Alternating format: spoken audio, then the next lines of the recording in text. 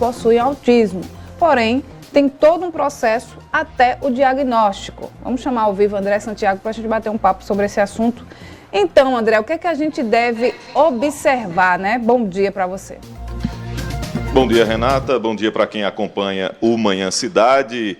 Alguns pontos devem ser observados em todas as faixas etárias, né? Principalmente a partir das crianças dos 3 anos. Quem vai trazer esse assunto, vai explicar com detalhes cada informação é Cadu Lins. Ele é especialista em ABA, Análise do Comportamento Aplicada e Psicomotricidade. A gente vai falar sobre as causas do autismo, os tratamentos, enfim. Cadu, muito obrigado por aceitar conversar com a gente aqui na Rádio Cidade, Manhã Cidade. Bom dia. Eu que agradeço o espaço. Acho que autismo é uma causa que precisa ser mais falada e o espaço de vocês é muito bom para isso, para alertar as famílias e todo mundo que está escutando a gente e assistindo a gente. Então, para a gente iniciar, Cadu, quais são as principais causas do autismo? O autismo ele é genético, tá? Ele é genético sem obrigatoriamente ser hereditário. Tem alguma carga hereditária, mas existem mutações genéticas na hora da fecundação que vão fazer com que a criança nasça autista. Diferente do que muita gente pensa, autismo não vai acontecer depois do nascimento, tá? Não tem nenhuma causa depois do nascimento que faça com que a criança se torne autista. Então, ele já nasceu, então ele é a condição de vida. A questão de mutação genética ali é o principal fato hoje. Agora, por exemplo, os pais que geraram essa criança e não apresentaram sinais de autismo, eles já têm, na genética? É assim? Não necessariamente. Pode ser que pule gerações. A gente fala muito que o autismo é uma das maiores complexidades na área de genética, justamente porque não necessariamente você precisa ter pais autistas para ter filho autista. Isso aumenta a chance, mas não é obrigatório. O autismo pode vir pulando gerações e nascer crianças autistas sem você ter o pai autista. Agora, como fazer o diagnóstico e o diagnóstico correto, né? O diagnóstico ele é clínico, ele é observacional. Então, não tem um exame ainda que você faça que dê positivo para autismo. Vamos fazer essa analogia aqui. Você precisa ir num neuropediatra, num psiquiatra infantil. O mundo perfeito seria a criança ser avaliada por uma equipe multidisciplinar. E aí cada um avalia os marcos de desenvolvimento, faz questões dos testes clínicos e baseado nos comportamentos, baseado nos atrasos de desenvolvimento dos marcos do crescimento da criança, a gente dá o diagnóstico do autismo. Esse seria a grande observação para isso, é um diagnóstico observacional. Claro que o diagnóstico perfeito, correto, precisa ser dado por um especialista, né, Cadu? Mas para que os pais possam ficar atentos, o que vai chamar a atenção? Quais são os principais sinais que a criança apresenta que o pai vai dizer assim, eu vou procurar um especialista? Geralmente o que mais chama a atenção das famílias é o atraso na fala, o atraso motor, a dificuldade em seletividade alimentar, crianças que não comem de tudo, crianças que apresentam gestos que a gente chama de estereotipias, que são gestos repetitivos, tipo balançar a mão, bater a cabeça, pular no mesmo lugar. Crianças que com 1 ano e meio deveriam estar falando algumas palavras, às vezes não falam nada. Muitas vezes a escola é o local que se percebe muito quando coloca a criança do lado de outras crianças e o comportamento delas às vezes está um pouquinho atrasado em relação aos mesmos da idade. Esses comportamentos chamam a atenção e eu bato muito na tecla. Percebeu algo, corre para buscar ajuda, corre para tentar o diagnóstico ou não diagnóstico, mas a intervenção precoce é o que tem feito a diferença na vida das crianças. Sobre diagnóstico, qual o profissional mais indicado para fazê-lo? Muito perfeito, uma equipe multidisciplinar, com fonoaudiólogo, psicólogo, terapeuta ocupacional, profissional de educação física, fisioterapeuta, psicomotricista. Na nossa realidade hoje, o neuropediatra, o psiquiatra infantil é o médico que vai reunir todas as informações ali para poder dar o diagnóstico. Cadu, e quais as terapias mais indicadas depois de feito o diagnóstico, ter fechado, né, para autismo? Como falei, né, o autismo ele é um transtorno do neurodesenvolvimento que pode afetar áreas como comunicação, sociabilização, cognição e repertório motor. Ou seja, a gente precisa do psicólogo, precisa do fonoaudiólogo, precisa do terapeuta ocupacional, do fisioterapeuta, do psicomotricista. Todos esses são as terapias mais usadas hoje no autismo. Agora, eu queria que a gente falasse quais os níveis de autismo, Cadu. A forma correta de se falar hoje são 3 níveis, os níveis de suporte 1, nível de suporte 2, nível de suporte 3. No passado se usava leve, moderado, severo, se usavam outros termos, mas hoje a gente usa nível de suporte 1, 2 ou 3. Eu queria aproveitar para você falar também um pouco sobre ABA, né? Análise do comportamento aplicada e também psicomotricidade, Cadu. São 2 ciências que a gente aplica muito nas terapias com os autistas. O ABA tem a ver com entender o comportamento daquela criança para poder intervir sobre ele. Você estuda muito o que aconteceu antes daquele comportamento, estuda o comportamento e estuda a consequência dele, para poder daí você entender tudo e poder intervir. Já a psicomotricidade é uma ciência que atua na relação do ser humano com as outras pessoas, com ele mesmo e com o mundo. Como que a gente pode ajudar ele a se desenvolver nesses 3 cenários aí, na parte afetiva, cognitiva, emocional e motora. São 2 ciências muito utilizadas no tratamento do autismo.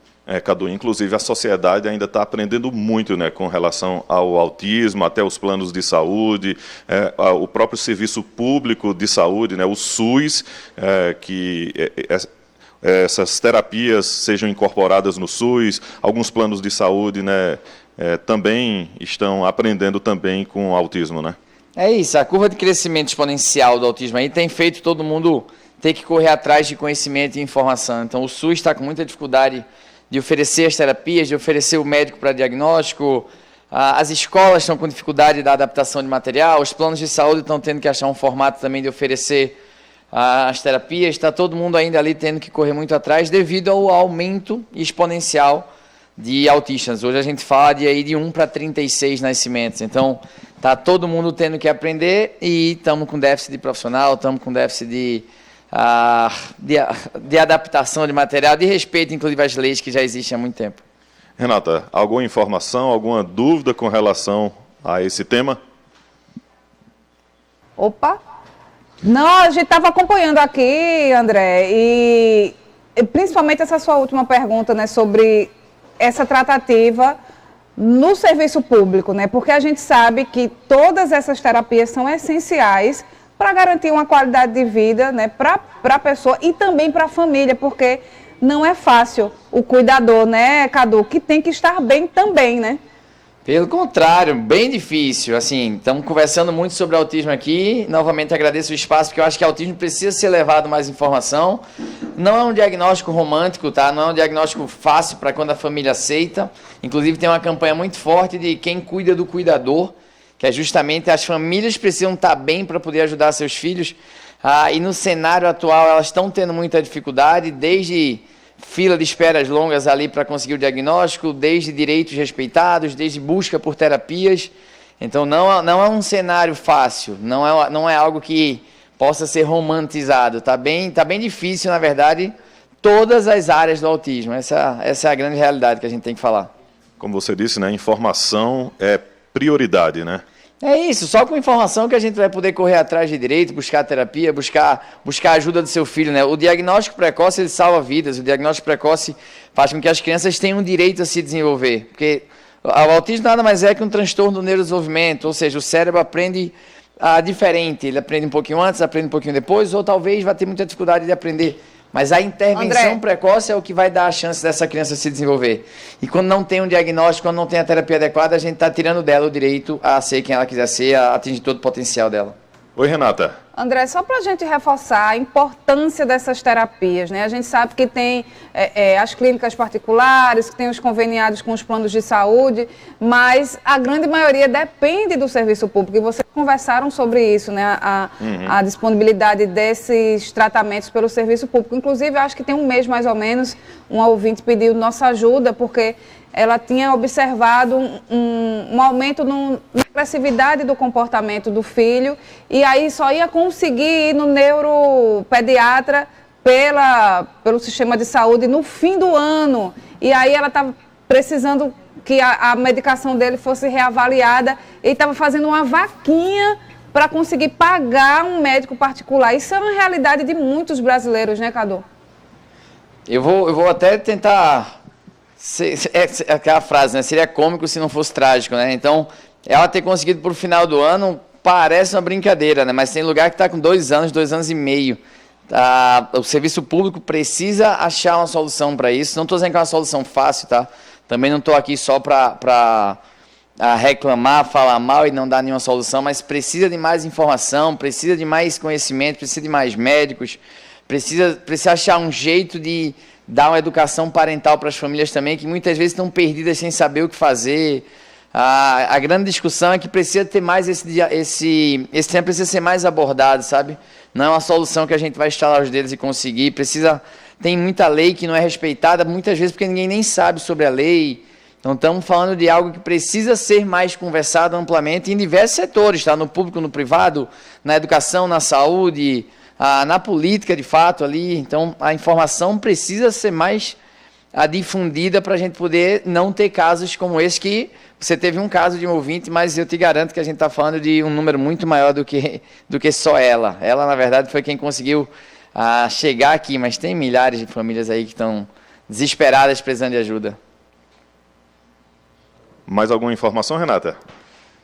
Ok, André. Então, Acho que a gente vai precisar de mais tempo depois para poder conversar mais sobre esse assunto. Né? É muito amplo. E a gente sempre, quase toda semana, a gente traz o tema aqui justamente que a gente sabe a importância da informação, né? E as pessoas não estão preparadas para o diagnóstico, para perceber, né? Para o diagnóstico, muitas vezes não tem acesso, né, aos profissionais.